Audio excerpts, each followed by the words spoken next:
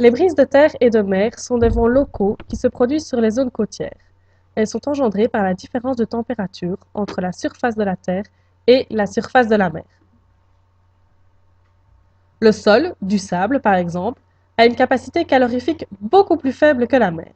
En plus, la surface de l'eau n'est pas immobile. Il y a un transport d'eau chaude vers les profondeurs par brassage. C'est-à-dire que le sol se réchauffe beaucoup plus vite que la mer, car cette dernière peut absorber beaucoup d'énergie solaire avant de se réchauffer. Pendant une journée ensoleillée, le sable se réchauffe plus que la mer. Le sable chauffe dans l'air qui se trouve au-dessus et l'air chaud prend de l'expansion à la verticale.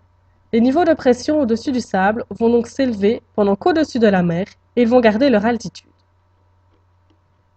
Au niveau de la plage, l'air près du sol monte remplacer l'air perdu en altitude. Il se crée alors un mouvement d'air ascendant au-dessus de la plage. Finalement, cela produit la brise de mer, un vent qui se dirige de la mer vers la terre en proximité du sol et de la terre vers la mer en altitude. Au contraire, la nuit, la terre se refroidit plus vite que la mer et il se produit le phénomène inverse. Le soir venu, le sable se refroidit très rapidement. Par contre, la mer qui a accumulé beaucoup d'énergie perd lentement de la chaleur durant la nuit. La surface de la mer devient donc légèrement plus chaude que la plage. Les niveaux de pression au-dessus de la plage descendent car l'air se contracte en se refroidissant.